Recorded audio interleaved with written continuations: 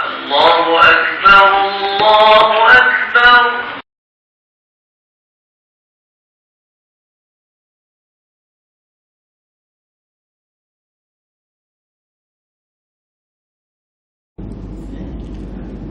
Assalamualaikum warahmatullahi wabarakatuh. Bismillahirrahmanirrahim. Alhamdulillahi rabbil alamin. Wassalatu wassalamu ala rasulihil amin wa ala alihi wa sahbihi ajma'in.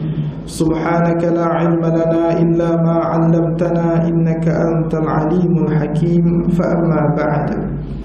Alhamdulillah, kita panjatkan setinggi-tinggi syukur dan terima kasih kita kepada Allah kerana dengan limpah kurnia dan kasih sayangnya kita dihimpunkan oleh Allah di rumahnya, yang mana kita selesai solat maghrib secara berjemaah, kemudian dipilih dan ditetapkan hati kita dalam majlis ilmu. Mudah-mudahan inilah perjalanan kehidupan kita sehari-hari. Maknanya semaya jemaah, majlis ilmu, lepas tu semaya jemaah katuk dengan semaya witir, insya-Allah. Mudah-mudahan benda tu akan menjadi bekal kepada kita bila mana kita bertemu dengan Allah nanti, dan juga kita mati dalam husnul khatimah ataupun perakhiran yang baik, insya-Allah. Jadi malam ni yang mau ganti Ustaz Fikri, mungkin dia ada urusan atau seumpamanya. Tapi sebab amo tak tahu siapa malam ni hak abang ganti, baru tahu tadi. Kalau kita tahu hak kita ganti Ustaz Fikri, mungkin kita bincang tafsir pada malam ni. Ustaz Fikri ngajar tafsir. Cuma malam ni amo bawa berkenaan dengan solat berjemaah, insya-Allah. Jadi berkenaan dengan fiqh. Jadi malam ni amo akan bincang ataupun bedah buku Fiqh Imam Ma'mum ataupun Fiqh Solat Berjemaah karangan Dr. Basri Al-Azhari. Jadi insya-Allah kita akan tengok sikit berkenaan dengan solat berjemaah.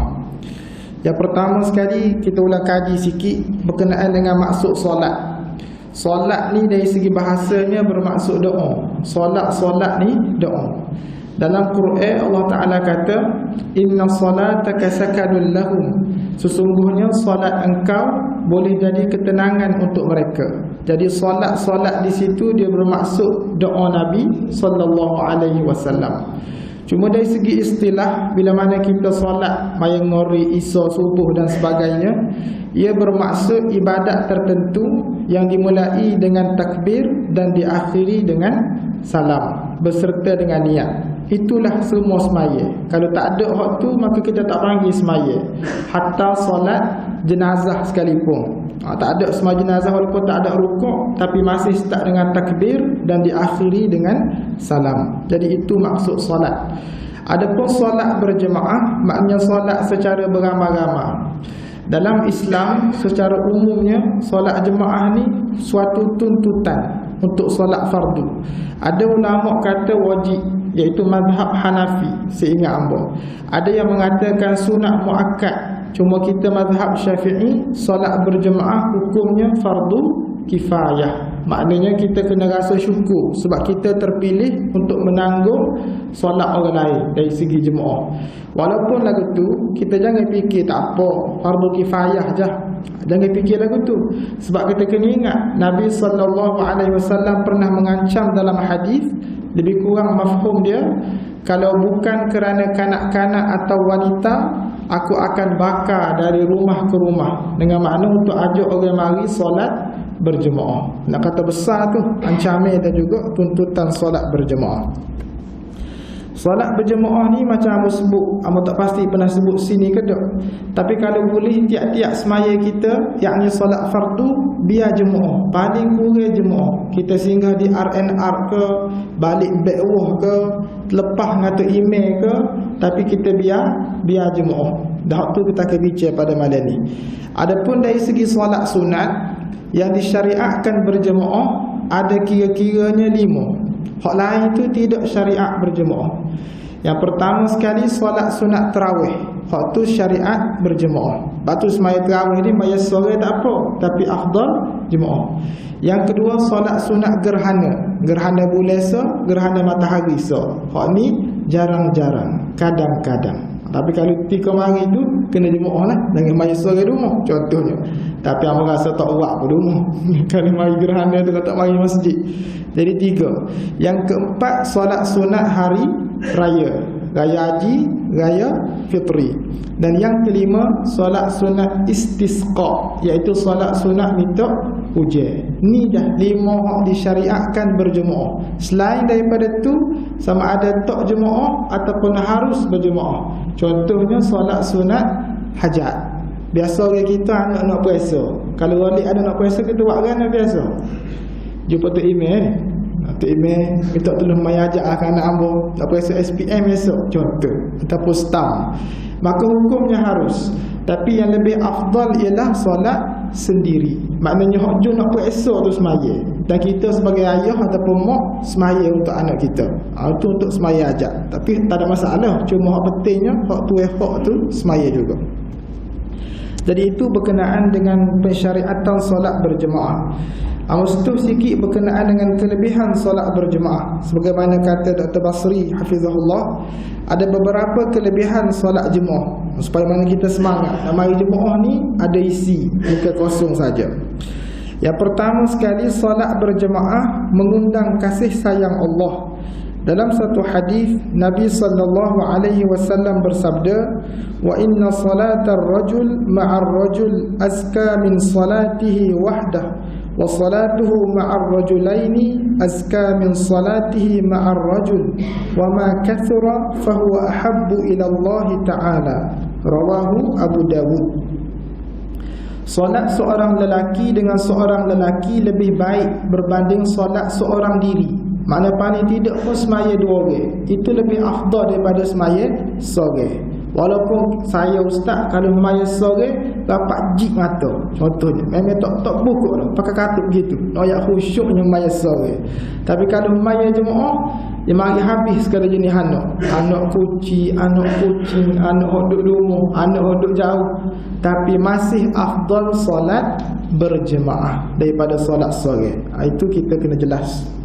Solat seorang lelaki dengan 2 orang lelaki lebih baik daripada solat dengan hanya seorang lelaki. Jikalau lebih banyak, maka ia lebih dikasihi oleh Allah Ta'ala. Maka semaya jemaah tu hak ramah. Sebab tu katakanlah kita mari di satu tempat, ada 2 jemaah contoh, satu ramah, satu sikit. Maka lebih baik bagi kita join hak ramah. Jangan buat hak nombor 3. Awak mari ni ada dah, so 2. Payah nak pilih hak mana buat hak baru, besar masalah. Jangan gitu. Tapi kita ambil hak ramah. Dan sepatutnya satu tempat hanya ada satu jemaah sahaja. Kecuali tempat-tempat tertentu seperti R&R, tempat persinggahan. Tu kata ulama boleh sebab dia tempat musafir. Jadi itu kelebihan yang pertama, mengundang kasih sayang Allah. Allah ni bila sayang pada kita, maka mudahlah urusan kita.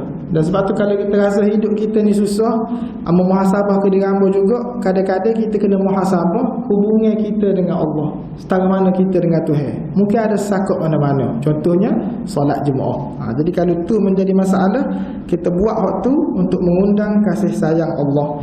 Kelebihan solat jemaah yang kedua, memperoleh ganjaran pahala berlipat kali ganda.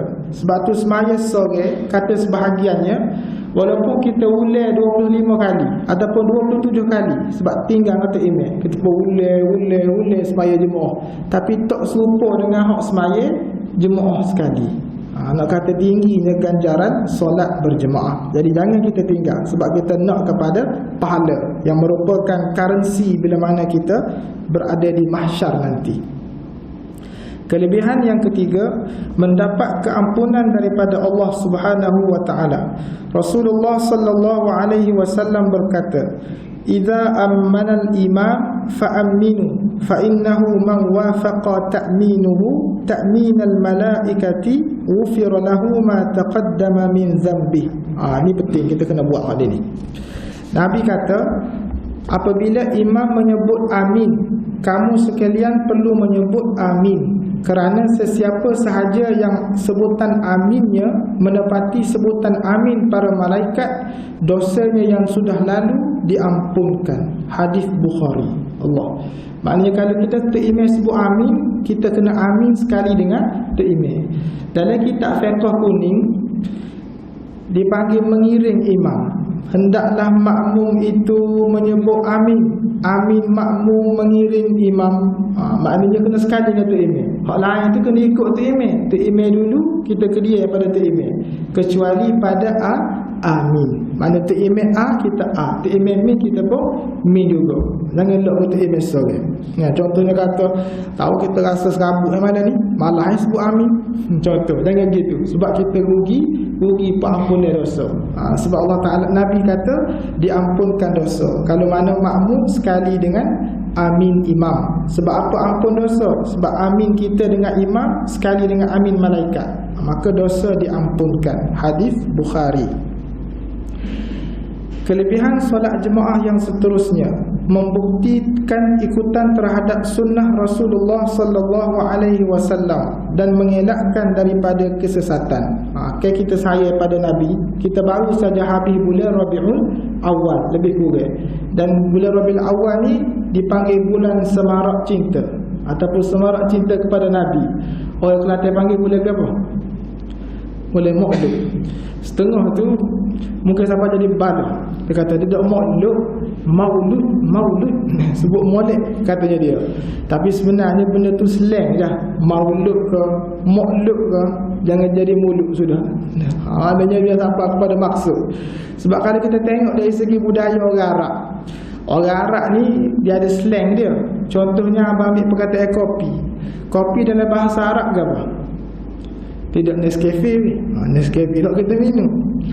Qahwah dalam bahasa Arab, qahwah bahasa surat dia. Tapi setengah orang Arab, tak silap hamba orang Arab Mesir, dia tak panggil qahwah, dia panggil ahwah. Antara sebutannya ada banyak slang lah, tapi ahwah.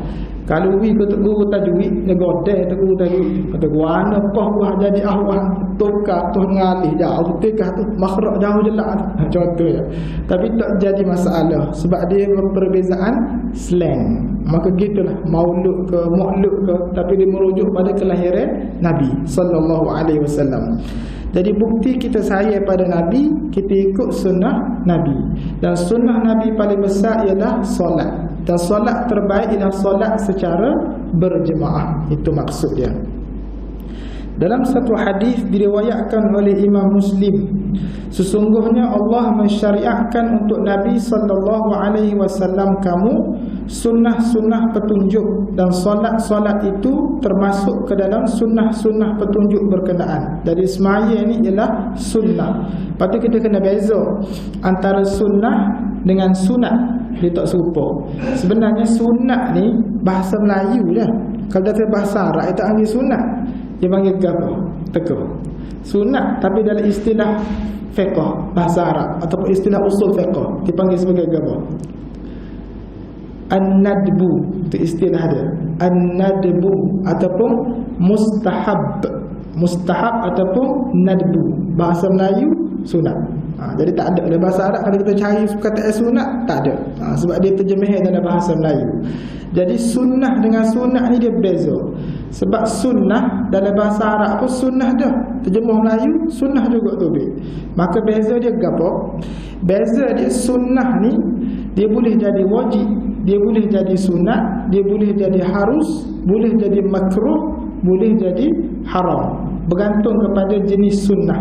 Tapi kalau sunat, hak tu jenis hukum. Itu beza dia. Nah, sunat tu maknanya buat boleh pahala, kalau tinggal rugi pahala. Kita kena tengok gitu. Jangan kata sunat ni boleh pahala, tinggal tak apa ustaz, tak ada dosa. Dia fikir gitu kan.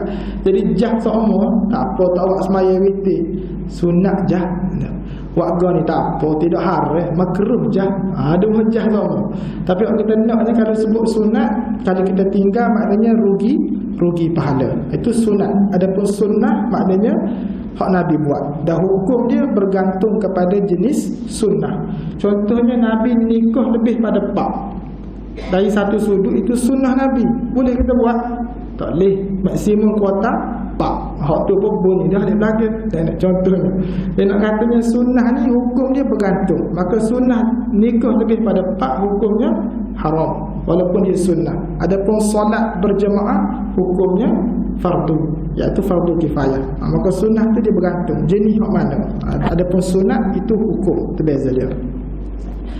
Jadi solat ni termasuk ke dalam sunnah-sunnah. Kata Nabi dalam hadis riwayat Muslim, jikalau kamu menunaikan solat di rumah-rumah kamu, sebagaimana orang yang enggan menunaikan solat berjemaah di masjid menunaikan solat di rumahnya, berarti kamu sudah meninggalkan sunnah Nabi kamu.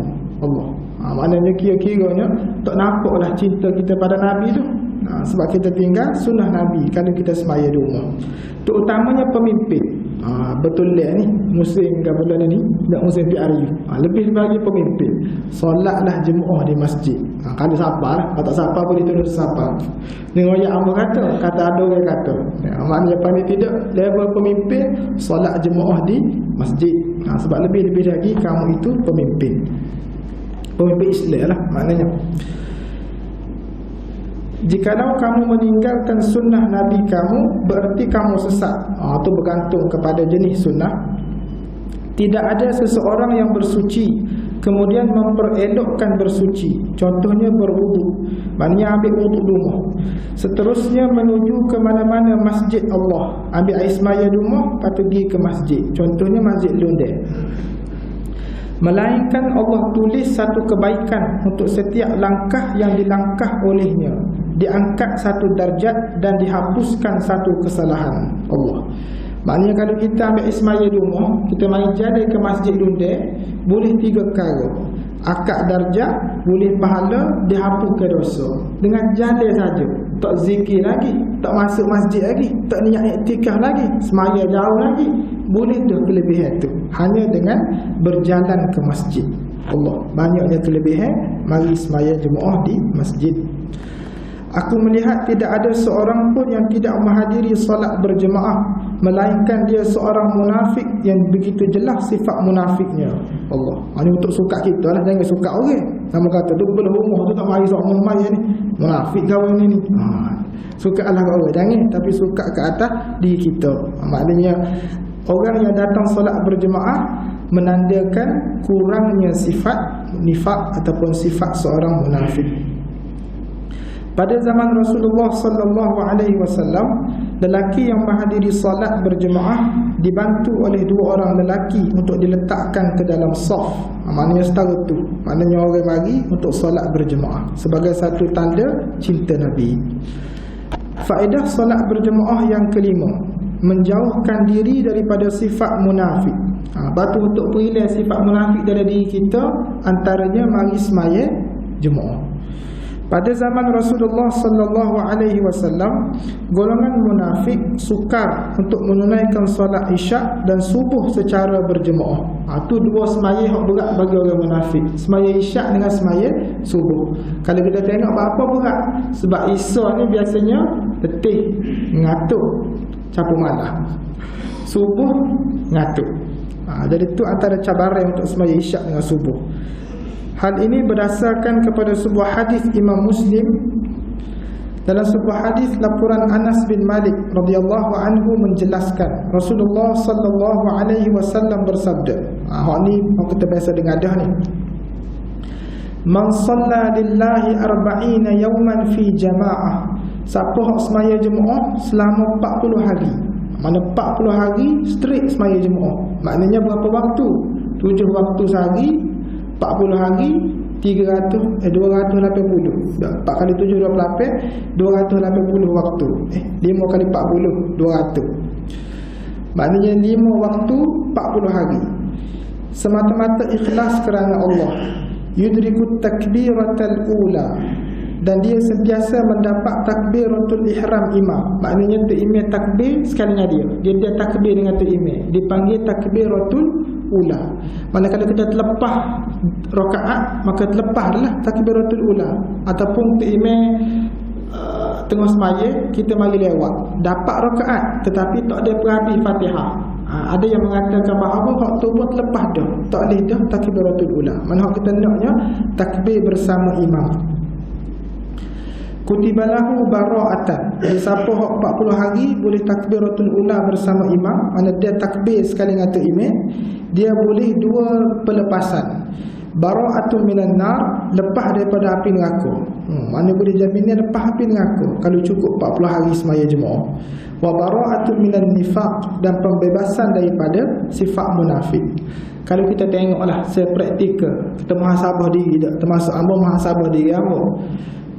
Pernah ada kita cukup kalau main bola dia panggil hat-trick ataupun konsekutif kata orang putih. Maknanya 40 hari itu straight kita boleh jemaah bersama imam, dia takbir dengan tu imam. Payah ke susah? Payah sebenarnya. Kalau kita tengok praktikal, takkan lepas cukup hari ni cukup, esok subuh lewat contohnya, dia rakaat kedua masbuk. Payah tak boleh sebenarnya. Sebab tu kira-kira kalau kita fikir fadilat dia lepas pada api neraka dengan lepas daripada sifat munafik, orang-orang hak Tuhan pilih. Bukan mudah-mudah. Hatta tu email pun mungkin setakat hak hamba tahu lah, tak ada tu email kerja 40 hari straight. Dia akan gini minggu ni, minggu depan. Mungkin tu email sendiri contohnya minggu ni boleh lah. Mungkin tu email takbir mula-mula, minggu depan tu mungkin lepas. Contoh. Maka nak kata susah sebenarnya nak boleh 40 hari takbiratul ula bersama imam. Tapi kalau boleh, boleh dua pembebasan. Maka kita usahakan. InsyaAllah kita usahakan. Amin. Sebab amalan kebaikan ni kalau kita niat pun boleh pahala dah. Maknanya kita niat saja boleh 1 pahala. Tak buat lagi niat saja boleh dosa pahala. Tapi kalau kita buat dapat 10 pahala. Itu untuk kebaikan. Tapi kalau dosa kita tinggal boleh pahala. Tapi kalau kita niat nak buat tapi tak buat, tak boleh dosa lagi. Nak kata itulah rahmat ataupun kasih sayang Allah. Maka kita sama-sama azam untuk solat berjemaah 40 hari takbiratul ula. Amin.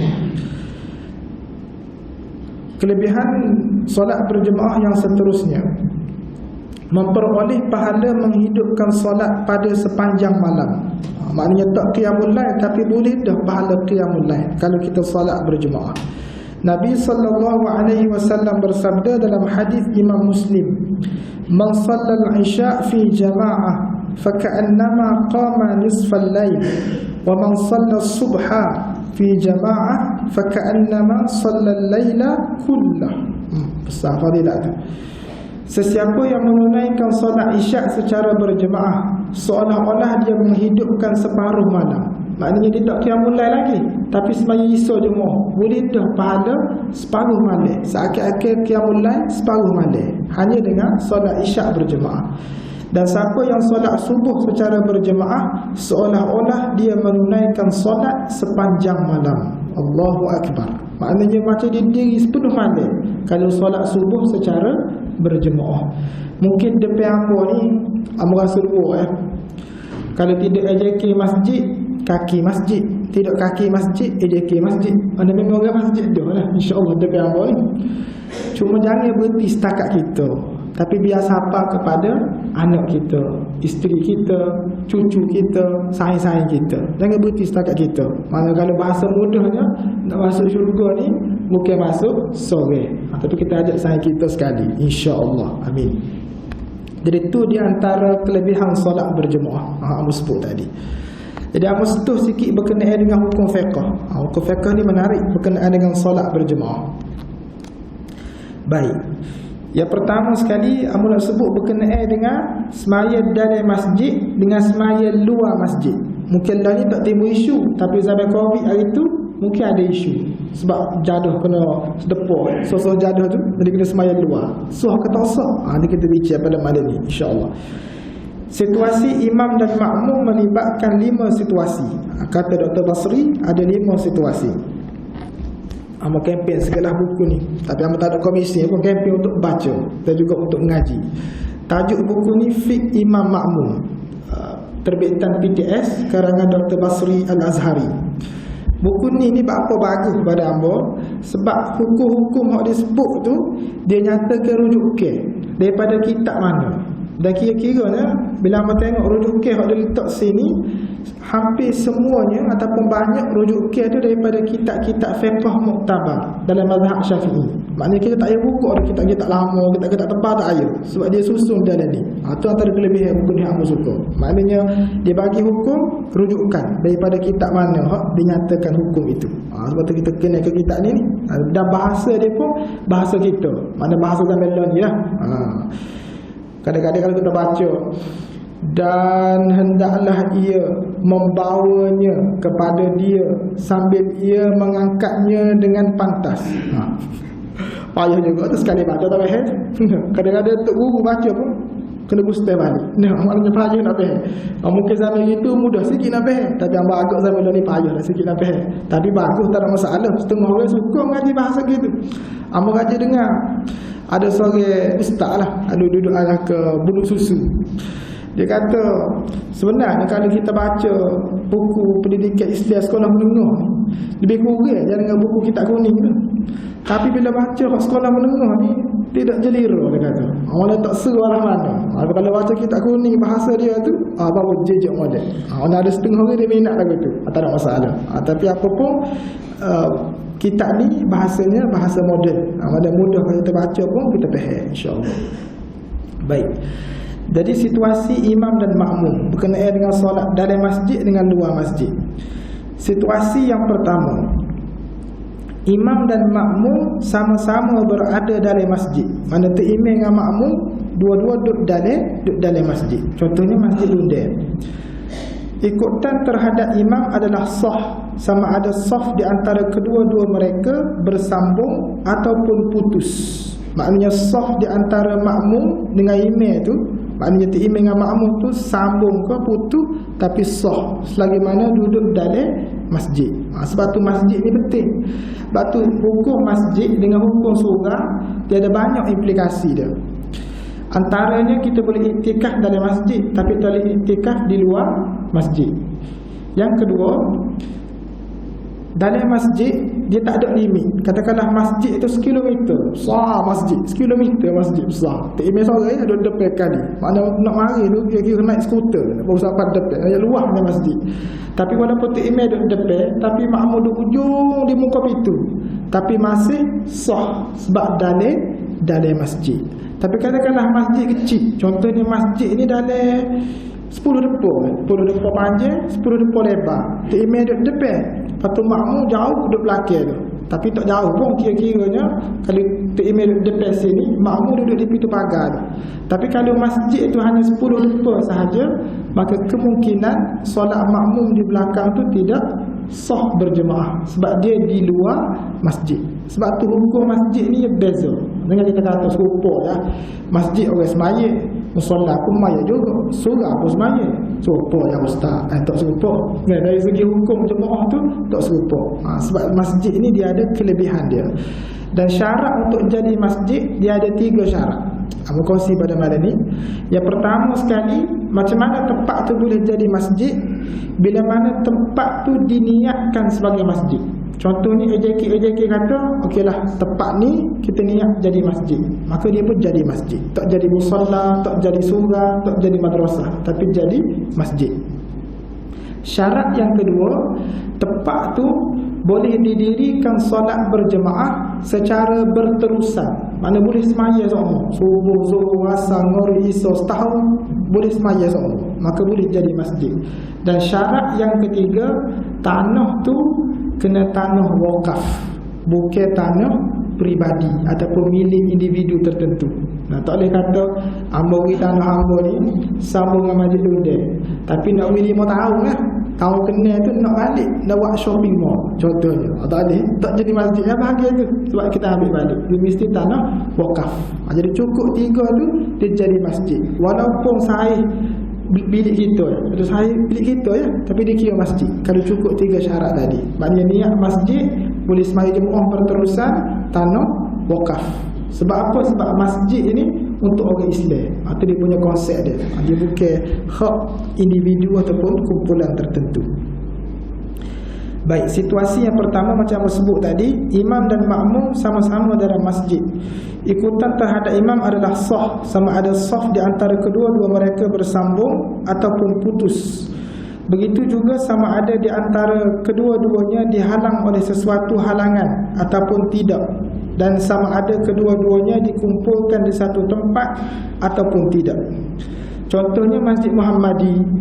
Masjid Muhammadi kan muslimin duduk sebangunan, muslimat duduk bangunan sebelah.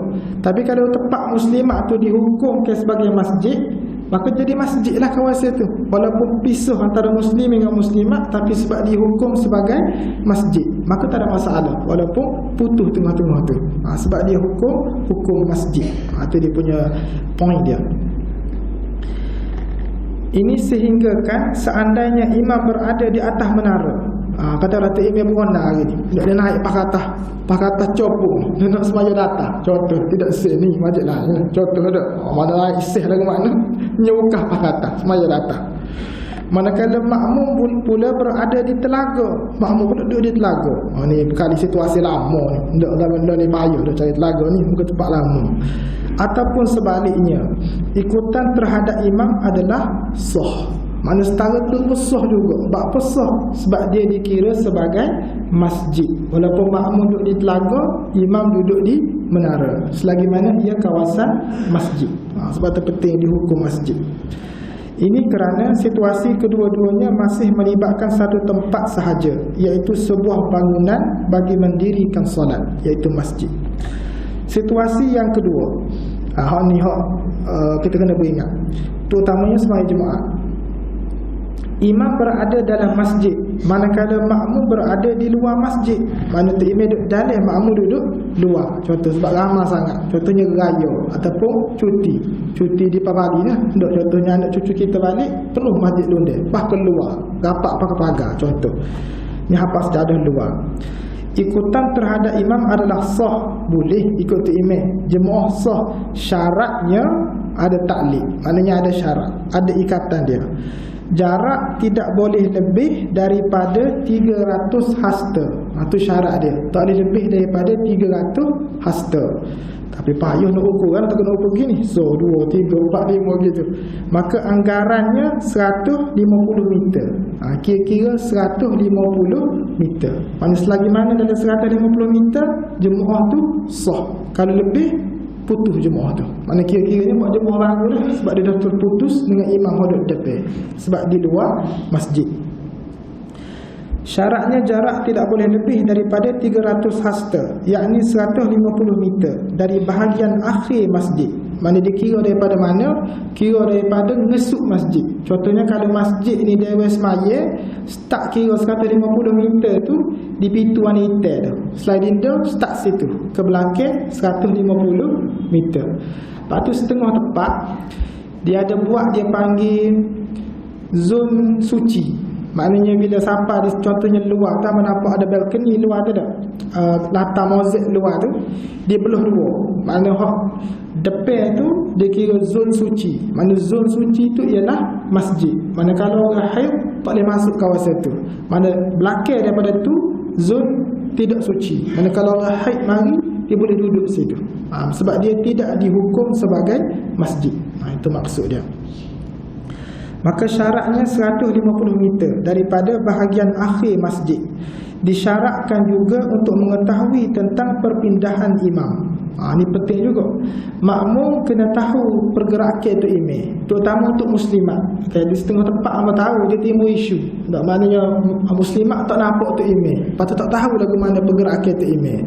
Maka poin dia ialah muslimat kena tahu sama ada selok tirai ataupun tengok di skrin televisyen tu. Boleh juga. Walaupun tutup tapi ada skrin televisyen. Hak hidup lah. Mampu tak ada kira. Tak hidup. Mana hak hidup dia nampak pergerakan tu imam, maka boleh, tak menjadi masalah walaupun tutup rapat muslimat. Sebab poinnya tahu perpindahan imam. Sebab ada jadi kan di setengah tempat tu imam tinggal tahiyat awal. Imam tahiyat awal, imam bangun. Jadi muslimah agama imam tahiyat awal, siapa duduklah tahiyat awal. Maka kucah berarti imam rukuk. Sudah tak tahan buat agak dah. Dia duduk di tahiyat awal. Maka ketika berlaku keadaan tu, antara pilihannya ialah mufaraqah, antara pilihan yang ada. Maknanya tu mudah, maknanya putus sebab payah dah, sebab tu imam rukuk dah. Kalau kita nak bangun, imam dalam keadaan rukuk, maka takut jadi mengelirukan. Antara pilihannya ialah mufaraqah. Sebab tu penting kena tahu perpindahan imam. Itu syarat untuk sah solat berjemaah. Dari itu situasi yang kedua. Situasi yang ketiga, imam dan makmum sama-sama berada di luar masjid, dua-dua duduk luar belakang. Contohnya masjid renovit, kata lama dah kita masjid dua dia ni nak ubah sikit contoh nak akad masjid ke buat dua tingkat ke, contohlah maka tutup masjid pakai duduk luar belakang, maka dua-dua berada di luar. Jikalau imam dan makmum sama-sama berada di tanah lapang, maka harus mengikut imam. Boleh makmum ikut tu imam kalau duduk di padang contohnya, ataupun duduk di tepi patah luar masjid lah, boleh ikut, tak ada masalah.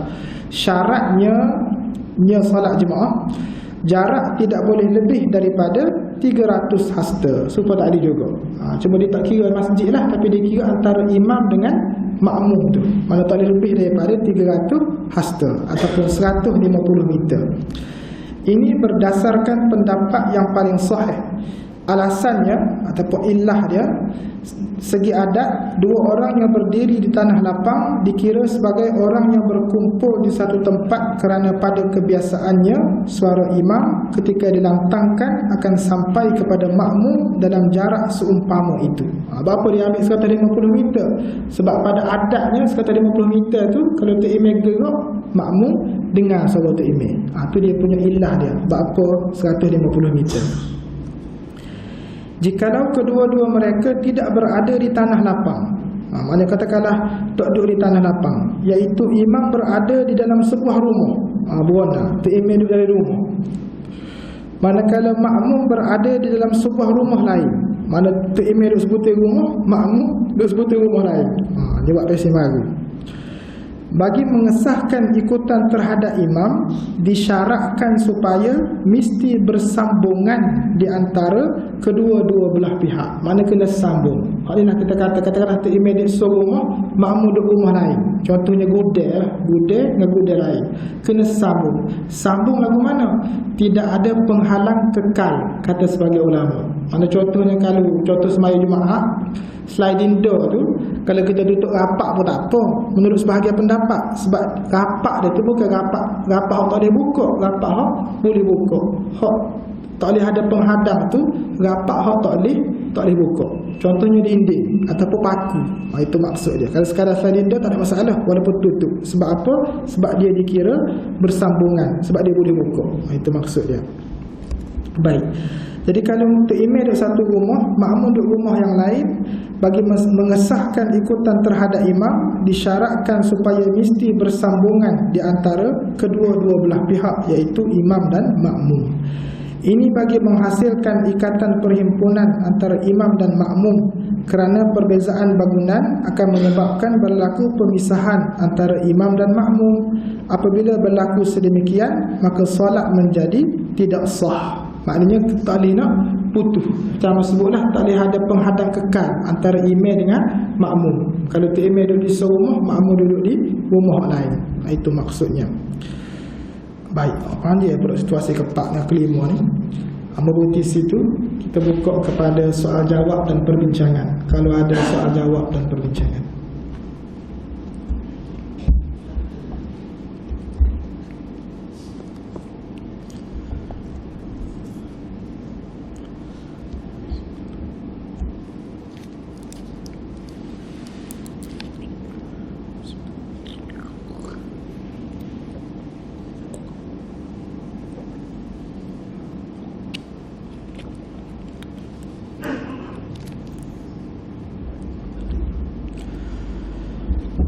Tak ada soalan.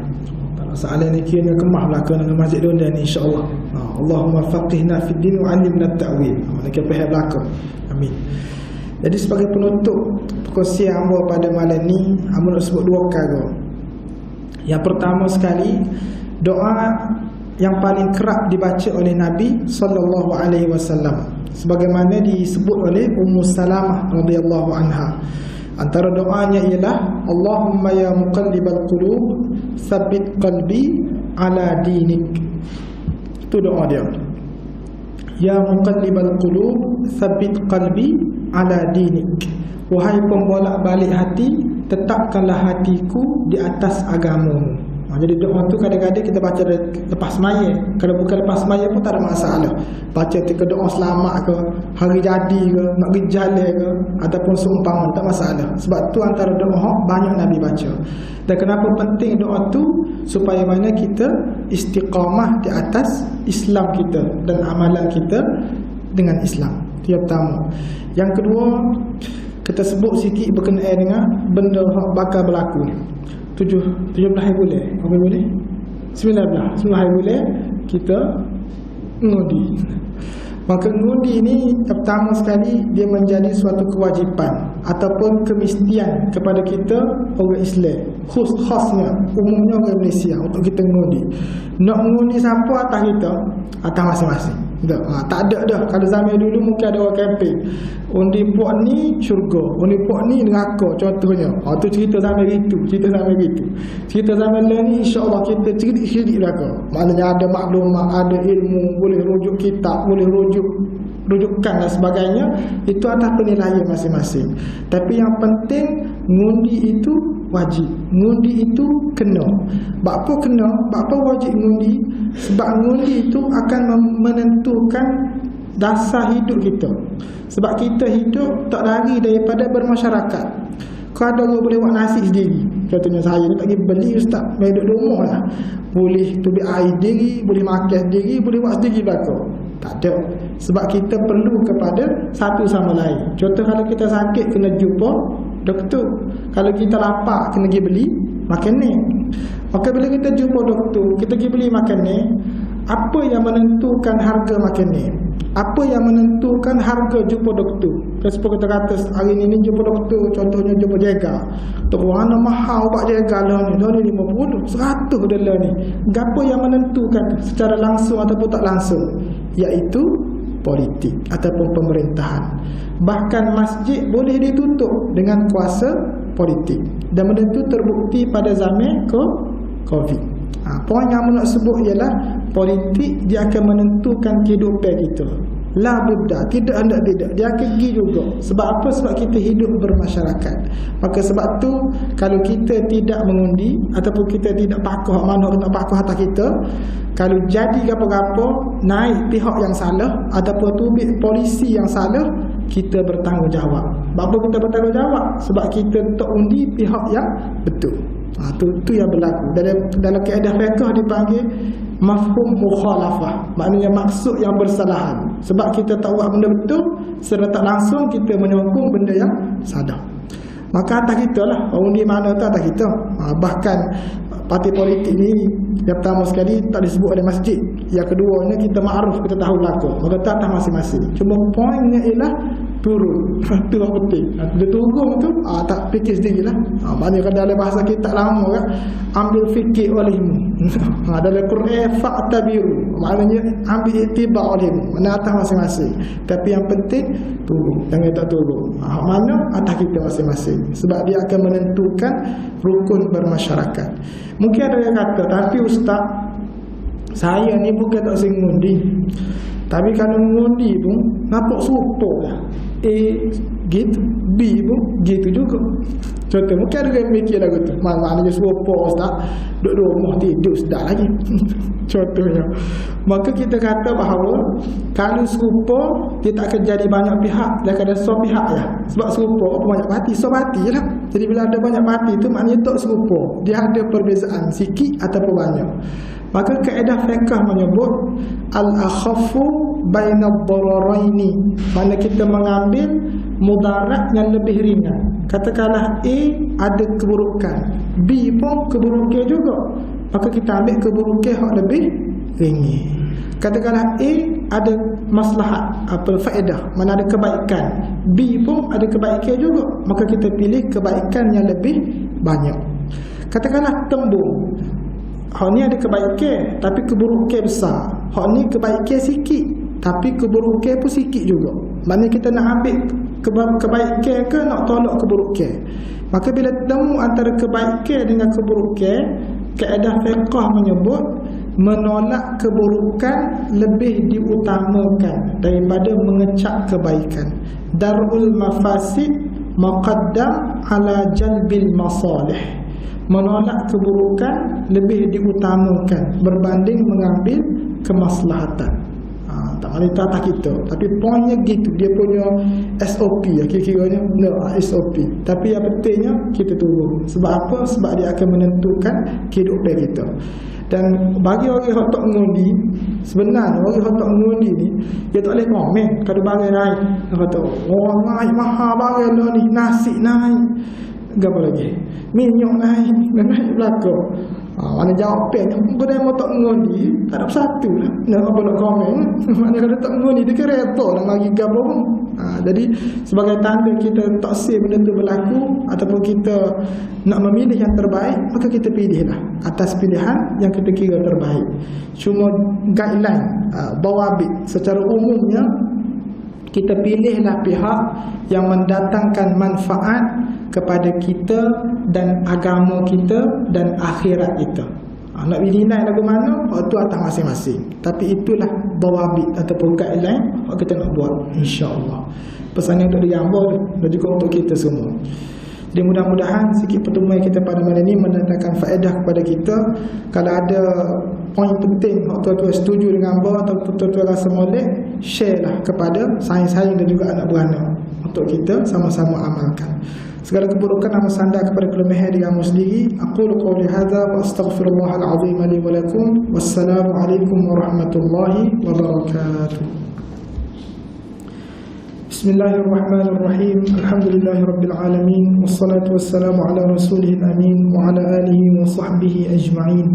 Allahumma faqihna fid din wa 'allimna at-ta'wil. Allahumma arina al-haqqa haqqan warzuqna ittiba'ah wa arina al-batila batilan warzuqna ijtinabah. Rabbana atina fid dunya hasanah wa fil akhirati hasanah wa qina 'adzaban nar. Rabbana taqabbal minna innaka antas samiul 'alim. Subhanakallahumma bihamdika asyhadu an la ilaha illa anta wa astaghfiruka wa atubu ilaik. Wa sallallahu ala sayyidina Muhammad wa ala alihi wa sahbihi wa baraka wa sallam. Walhamdulillahirabbil alamin.